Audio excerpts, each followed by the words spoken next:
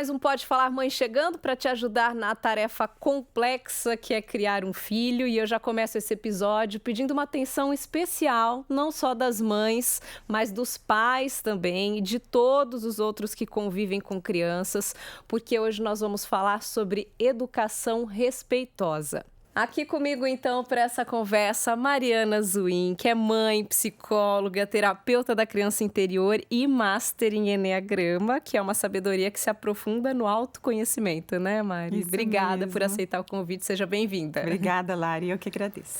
Eu queria que você começasse falando um pouquinho pra gente sobre o quanto as nossas vivências, né, as nossas experiências vividas na infância interferem no que a gente vai ser na vida adulta. Completamente. A gente passa uma vida achando que a infância ficou lá atrás e a gente toma muitos tombos na vida, inclusive na educação desrespeitosa, muitas vezes, por conta de questões que aconteceram na nossa infância e que ficaram trancadas num baú. Durante o período da primeira infância, desde a hora da nossa concepção, barriga, primeira infância até os 7 anos, é o período que a gente está mais sensível para esponjar sensações de experiências vividas lá. E nem é sobre o que aconteceu, é sobre como essa criança, nós crianças e os nossos filhos agora, que somos imaturos cognitivamente e emocionalmente, sentimos das experiências vividas.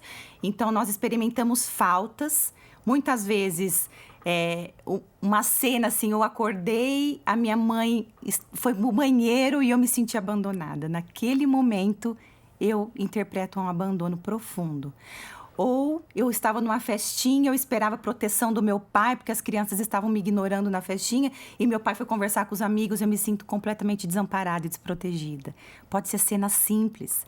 Ou na barriga da mãe, minha mãe demorou para ver a gestação, para saber que estava grávida, e eu sinto invisibilidade. Falta de importância, falta de valor. E pode ser grandes tragédias, abusos, perdas físicas, ou pode ser cenas simples.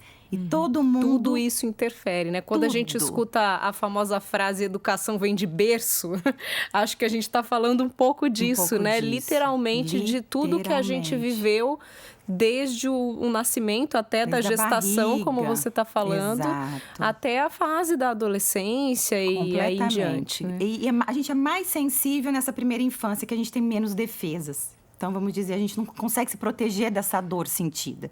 E como interfere, Lari? Porque a gente não tem estrutura emocional para aguentar essa dor. Então, para a gente caber naquele sistema familiar, para pertencer, nós começamos a nos moldar ao que os adultos esperam de nós. E aí a gente começa a construir máscaras de defesa, que são vícios comportamentais que são validados pela família. E isso é uma defesa, que até os 7 anos está completa. Então, nós que temos filhos pequenos, eu já vejo a personalidade do meu filho bem instalada. E até os 7 anos nós cristalizamos, né? Consolidamos a nossa defesa, que é a nossa personalidade. Sim. Que a gente chama de personalidade, que a gente acha que é o que a gente é, mas na real não é o que a gente é. Então, eu tenho pelo menos essa sensação de que algumas coisas que eu vejo na minha filha, que ainda é tão pequenininha, né? Não tem nem 3 anos, alguns comportamentos que eu falo, isso é da personalidade dela. Ela nasceu assim, não é possível que nessa idade, né, eu já tenha tido alguma atitude que tenha interferido tanto. Mas posso realmente ter, então. Pode, porque nem é sobre o que você fez. Percebe que os exemplos que eu dei são simples, é sobre como ela imatura sentiu.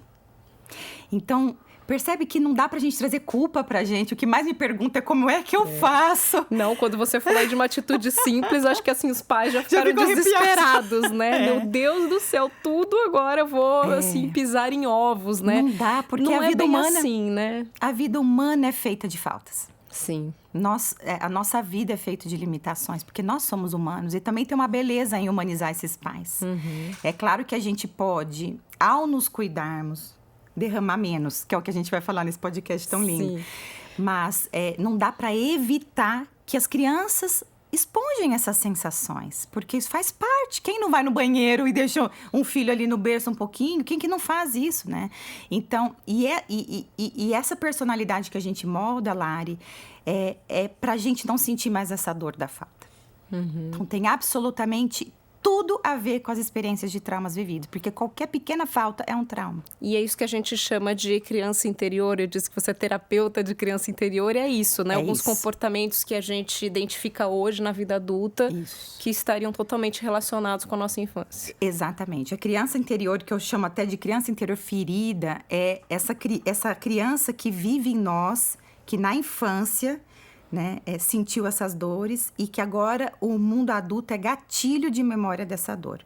E filho é absolutamente um portal de encontro com as nossas dores e sombras, a gente sabe disso, né? Com certeza. E a gente traz muito isso nos gatilhos de raiva. Eu uso muito a raiva como uma forma da gente identificar o quanto de dor que a nossa criança ferida tem. E você já adiantou um pouquinho desse período sensível, então tem um período mais sensível mesmo. Seria até essa idade dos 7 anos. É o período mais sensível para o primeiro gatilho. Mas a adolescência vai reafirmando. É como se fosse dando doses a mais de dor, de aquela rejeição sentida. E aí eu vou para a escola, eu vou para o clube, aí aquilo lá, eu vou sentindo que aquelas dores vão sendo endossadas. O que faz com a minha defesa, a minha personalidade? Fica cada vez mais cascuda. E aí hoje a gente olha adultos cascudos, né? Armados, né? Agressivos, cheio de defesas, porque o quanto que teve que construir de estratégia para não enxergar isso que sentiu. Eu vou convidar também aqui, então, para a nossa conversa, o Fabiano Berlini, que é educador parental, mediador de relacionamentos, membro do GP, que é o Grupo Grupo de Estudos e Pesquisa em Educação Moral. Ele estuda a comunicação não violenta, né, Fabiano, nas famílias, entre os casais e principalmente essa relação pai e filho, né? Obrigada por aceitar o convite. Eu que agradeço. Fabiano, eu queria que você começasse apontando aqui pra gente, primeiramente, alguns erros mais comuns, né, que os pais cometem quando o assunto é a educação dos filhos, principalmente nessa primeira infância que a gente comentou aqui nos primeiros anos de vida. O que é mais evidente quando a gente bate, grita, machuca a criança, isso é óbvio para a maior parte de nós que é um comportamento ruim. Mas muitas vezes a nossa decepção, a nossa raiva, a nossa frustração acaba gerando comportamentos que também são desagradáveis para a criança, porque ela percebe claramente que ela não está à altura que o pai, a mãe, essa pessoa espera. Então, acho que o grande problema, o grande equívoco é olhar para a criança do ponto de vista do adulto, entender que ela é uma criança e que é diferente. Então, a gente julga uma criança como bagunceira, como, sei lá, mal educada. Na verdade, é o jeito que ela sabe de brincar. Então, ela brinca e pra gente é bagunça. Ela quebra e isso, na verdade, é exploração, é investigação, ela tá curiosa. Fabiano, você comentou dessas situações que são realmente, como você citou, as mais óbvias, né? Que é um grito, um xingamento, né? A gente reagir até de uma maneira mais agressiva, mas tem outras atitudes, né? Até mais sutis, vamos dizer assim, que a gente acaba não percebendo que podem ser tão prejudiciais quanto essas mais evidentes, né? Por exemplo, tentar conversar com a criança, mas usando uma ameaça, o medo dela, né? Fala um pouquinho pra gente também sobre essas atitudes. Sim, é muito comum, e a gente aprendeu ao longo da nossa história, a ideia da punição e da recompensa para a gente moldar o comportamento da criança. Isso tem um efeito, claro, a gente consegue. O problema é que a criança não toma consciência do real motivo pelo qual ela poderia ter um comportamento melhor. Então, por que ela não deve sujar? Por que ela não deve quebrar? Por que ela deve colocar as coisas no lugar? Por que ela deve esperar o adulto terminar de falar com o outro adulto para interromper? Porque eu tenho medo da minha mãe bater em mim e levar uma bronca. Então, isso bloqueia o comportamento desagradável, sim. Mas a criança não entende o motivo pelo qual ela precisaria fazer diferente. Muito do que o Fabiano falou, dessa coisa da gente, a partir do momento que a criança conversa, né, interage, a gente tem essa falsa sensação de que ela tem um entendimento que é de um adulto, que não é o caso. Então, assim, essa postura também, às vezes, do pai, da mãe, esperar algo da criança que ela não pode oferecer, né? Perfeito. A gente tem essa ilusão e é uma grande armadilha. A gente tira a criança do que tem mais lindo na infância, que é a essência pura, espontânea, iniciativa. E a gente vê isso faltando no mundo adulto. Aí a gente vai lá no mundo corporativo desse adulto e fala, você precisa quebrar paradigmas, ser mais criativo.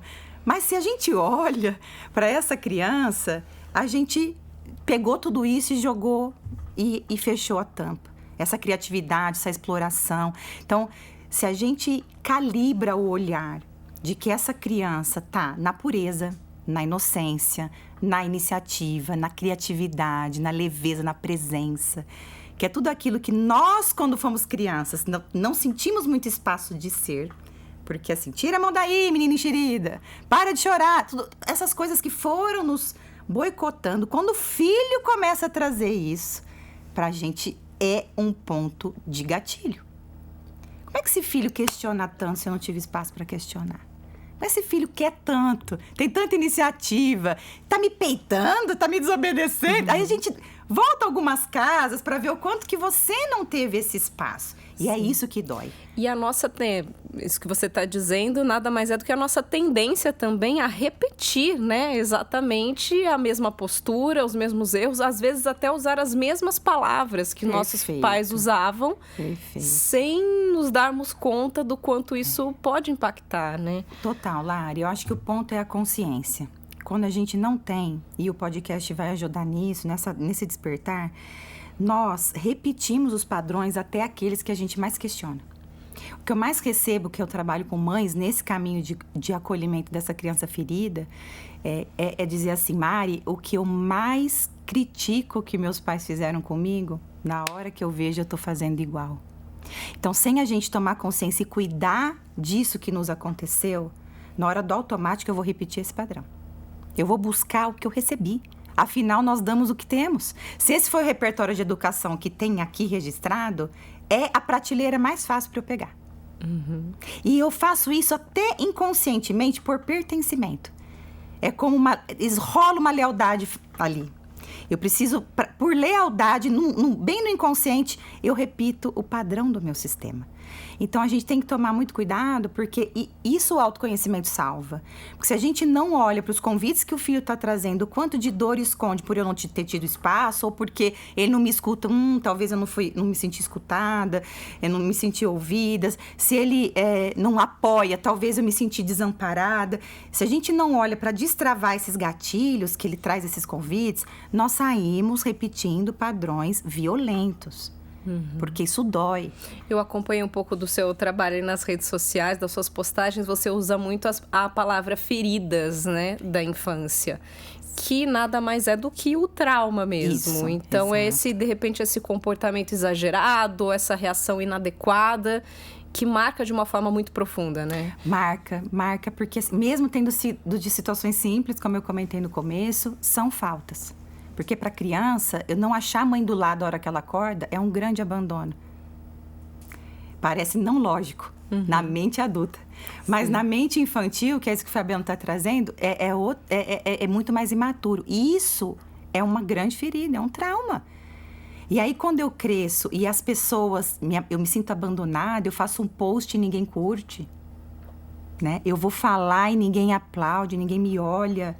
Eu volto nessa sensação, 99% sem ter consciência disso. Sim. Né? E é uma grande ferida. Isso é a criança interior ferida. É a criança que nós fomos, que mora em nós e que opera essas sensações adultas, muitas vezes sem a gente ter a mínima noção disso. E é um perigo na maternidade. Sim. Porque o filho, gente, espiritualmente o filho escolhe pai e mãe e diz, é para esse daí que eu vou. E eu vou para essa pessoa evoluir. Então, o filho é um grande portal de cura. Sim. Mas 99% dos pais nem sabe por quê.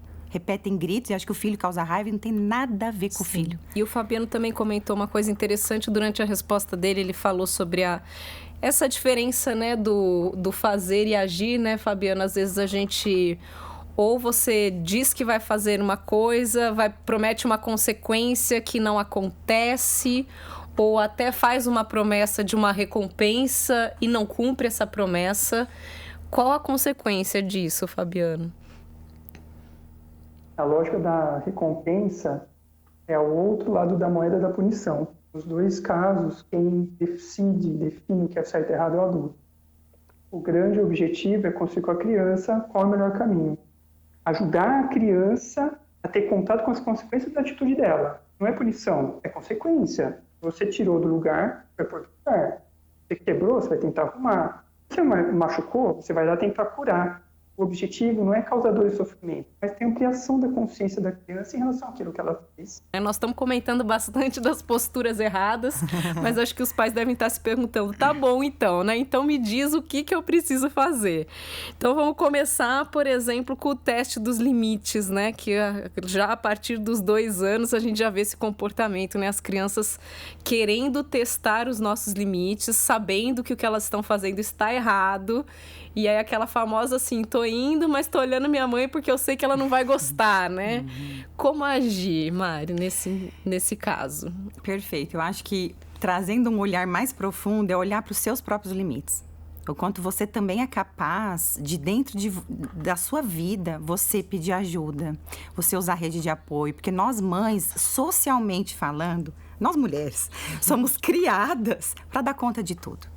O que é um antisserviço pra gente, porque quando a gente vira mãe, a gente quer ser a melhor profissional, quer ser a melhor esposa, melhor dona de casa, melhor mãe, melhor estudante, e a gente não se dá conta dos nossos próprios limites.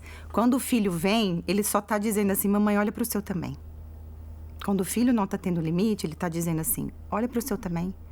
Né? Então, assim, porque eu sempre vou trazer para um olhar mais profundo, mas até antes da gente dizer pro filho, filho, até aqui a mamãe, né? Até aqui tudo bem. Daqui para cá, isso pode quebrar e estabelecer quais são também, a partir do momento que você tem esse repertório de estabelecer os seus próprios limites, você consegue, com muito mais sustentação emocional, ir pro filho e demonstrar para ele até onde é possível, considerando a infância, um espaço de exploração, um espaço de criatividade, e até onde causa consequências que não são legais para a própria família. Né? Só que você vai conseguir fazer isso, essa técnica, né, de estabelecer até onde está ok, até onde gera consequências que não são legais para todos nós, se você estiver olhando para os seus próprios limites. É onde ele tocou na nossa dor. É uma margem para educação desrespeitosa. Né? O famoso momento de explosão. Exatamente. A gente sabe que na nossa rotina, principalmente os pais que trabalham fora, ou até quem fica realmente com a criança o dia todo, eles testam e realmente a gente chega, né, no nosso limite. Sim, então, assim, sim. vai ter um momento que a gente perde o controle, depois se arrepende completamente, né? Fica até aquela situação de não saber como agir. E aí é maravilhoso isso, Lara, porque a melhor forma de agir é se mostrar humana. Eu erro. Eu tô aprendendo com você. Você é meu aliado nesse processo. Sim. E aí, adequar a linguagem a depender da idade. Hoje, meu filhinho com 6 anos, toda vez que eu erro, eu peço desculpa, eu choro, eu mostro minha frustração. Ele tem que ver, até para se autorizar a acessar as emoções dele, ele tem que ver a mãe acessando das dela. Frustração é bem-vindo, raiva é bem-vinda, desde que a gente sustente no corpo, acolha e não faça algo mal para os outros com aquilo. Sim. Mas sentir a frustração e acolher a raiva é extremamente saudável. Que foi o que a gente não fez, não recebeu, né, espaço para isso, né? É importante a criança entender que você agiu de uma maneira que você não gostaria, que você se arrependeu. Então não dá para fingir que nada aconteceu. Não, e né? também não dá para dizer, tá bom, passou. Você tá com raiva, tá frustrado, tá triste, pede um tempo, se isole, vai pro quarto, chore, acolha. O filho tem que entender que as emoções existem, elas pertencem e elas podem ser acolhidas. E isso a gente ensina muito, a ele se autorizar a fazer isso também. E se a gente bloqueia dor, frustração e raiva, a gente bloqueia amor, alegria, prazer. O corpo não entende, assim, emoções quais são validadas e quais emoções não são bem-vindas. A gente bloqueia. Tudo. Nós viramos adultos mornos, que é o que a gente fala, que muitos adultos são assim, desconectados do corpo, da própria emoção. né? Não acessa ao amor mais profundo, a alegria mais verdadeira, porque bloqueou dor, bloqueou frustração e raiva, elas existem. A gente diz, aqui é um espaço de tentativa e erro, e nós adultos também erramos. Perfeito, já estamos quase caminhando para o final aqui da conversa, passa tão rápido, né? Mas vou pedir para o Fabiano ajudar agora também um pouquinho a gente, Fabiano, com alguma dica, assim, a tal da birra, né? Como agir, como se impor sem aumentar a voz, né? Ou trazer essa postura muito autoritária. O que você pode trazer de dicas para a gente nesse sentido? A primeira coisa é entender que birra é como a gente chama um comportamento. Então, deitar no chão, espernear, gritar, esse é o comportamento. Birra é a nossa leitura. E ela está expressando alguma coisa que é muito importante para ela. E tudo bem ela gritar no meio do supermercado, deitar no chão no meio da rua? Claro que não. Mas não entender que a criança simplesmente está fazendo isso porque é má. Então, é ir lá, tentar escutar o que ela está dizendo, porque se ela conseguir dizer de outra forma, que não seja essa, a birra cessa. Então, filho, você está aqui esperneando porque você queria um chocolate, eu não quis te dar, é isso? Então, se você escutar o que a birra está querendo dizer, talvez ela levante e vá. Se ela não levantar, às vezes não levanta. Se você entende que o comportamento não está adequado e você não tem como ficar lá mais tempo conversando com ela, pega a criança e leva ela com você, mas sem violentá-la, né? É um uso protetivo da força, cuidadoso, gentil, firme sim, mas com um tom calmo. Você coloca no colo e leva ela está chorando, ela não está dando conta de se expressar de outra forma. E você entendendo que o seu limite chegou ao fim, não dá mais tempo, você não quer ficar mais lá, isso não significa que precisa usar da violência para obrigar a criança a concordar ou mudar o comportamento. Sim, e ela pode te respeitar da mesma forma, sem que você altere, né, muito a sua voz, ou sem que você tenha se demonstre, né, demonstre algum tipo de agressividade, né? É possível conquistar o respeito da criança de outras formas, né? Acho que esse é um recado final muito importante para a gente deixar. Na verdade, a única forma de conquistar respeito é essa que você está trazendo, porque de outro modo o que você está conquistando é obediência, da mesma forma que é feito no adestramento de animais. É o medo que submete a criança ao olhar do adulto, e não a consciência dela do que ela está fazendo é melhor para todos, para ela. Perfeito, Fabiano. Acho que já encerrou com um recado ótimo e vou pedir para a Mari concluir aqui, então. Ressaltar, né, os 2 alertas que a gente já deu aqui, então, que as crianças são as esponjas, como você comentou lá no começo, então tudo que a gente fizer, elas vão interiorizar, vão reproduzir, que são os papagainhos também, como a gente diz. E principalmente, né, Mari, lembrar que criança é criança, né? Por mais que ela saiba se expressar, ela não tem maturidade para lidar com sentimentos. Né? Não tem maturidade e a gente tem que calibrar essa lente diariamente. Porque se a gente relaxa um pouquinho, a gente está, de novo, tendo expectativas adultas na criança. E eu falo, Lari, que é a melhor herança emocional que a gente pode dar para os filhos. É a gente cuidar daquilo que nos doeu na infância. Deixar os filhos só com o que eles vieram viver. Eles vão ter feridas também. Aliás, eles já estão tendo. Mas se a gente cuidar daquilo que é nosso, para que ele não vire espelho de memória e não gatilhe essa lembrança e que a gente derrube nele a raiva daquilo lá inconsciente que ficou registrado e que eu estou querendo não olhar, é pesado demais para a criança se responsabilizar por aquilo que ela veio viver e também para tampar os buracos das nossas próprias feridas. Então, cuidar da gente, ampliando conhecimento, assistindo podcast aqui, né, procurando ajuda, porque muitas vezes a gente não consegue fazer isso sozinho, é a melhor herança emocional. Cuidar da nossa dor, do nosso autoconhecimento, para deixar a criança apenas com o que ela veio viver aqui. E assim a gente ter calibre de autocompaixão para ser colchões para essas crianças. Porque elas vão passar por frustrações. Não ganhar o pirulito que você pediu é uma frustração. Olha, filho, a mamãe também passa por muita frustração. E eu gosto de usar exemplos. Ontem mesmo eu não fechei um contrato com um cliente, filho, isso me deixou triste. Quando ele olha para mim e fala, verdade, mamãe, você fica triste também quando você não consegue? Então, trazer que é natural. A vida é assim, a vida é feita de várias frustrações. Eles também precisam enxergar nós como seres humanos que também vivenciam todas as emoções, né? Não dá para ser super-herói o tempo todo. E isso ajuda a gente a sair dessa capa. Principalmente nós mulheres que recebemos essa esponja social de sermos... Nós somos educadas com bonecas, né? Com bonecas, com casinha. A gente é educada para ter esse papel perfeito. E é pesado isso que a gente veste. Então, a gente vai tirando, sabe? essa roupa de super-heroína, quando a gente começa a não romantizar mais a maternidade, começa a jogar a gente para um nível humano, assim. Ok, nós somos autoridades aqui com esse filho, mas dá para ter uma autoridade sem ser autoritária. Eu acho que esse é o ponto. É ser firme, dar limite, sem dúvida. A gente tem uma autoridade, nós somos os grandes aqui, né? Mas dá para fazer isso sem autoritarismo. Dá para fazer isso num caminho de respeito. E a criança vive, ela é muito mais colaborativa quando ela se sente respeitada. Quando ela está desafiando demais, volte 2 casas, ela não está se sentindo respeitada. Perfeito, tá dado o recado, gente. Muito obrigada mais uma vez. Obrigada, Fabiano, pela participação. Agradeço. E obrigada, Mari. Obrigada, Contribuiu Mari. demais aqui. Trouxemos muito conteúdo de qualidade, com certeza. Eu que agradeço. É isso, papais, mamães, ficamos por aqui. Reflitam sobre seus comportamentos. Eu sou mãe, sei que não é fácil, sei que a gente chega no limite aí várias vezes, mas é muito importante a gente pensar sobre isso, refletir sobre o nosso comportamento diante das nossas crianças, porque nós somos, acima de tudo, exemplos. Todos os nossos episódios, mais informações do nosso podcast você encontra no podefalarmãe.com.br. Se você gostou do que ouviu aqui, curta, compartilhe, se inscreva no nosso canal no YouTube, dê as estrelinhas lá na plataforma de áudio, que a gente faz esse trabalho com muito carinho. Muito obrigada, beijos e até semana que vem.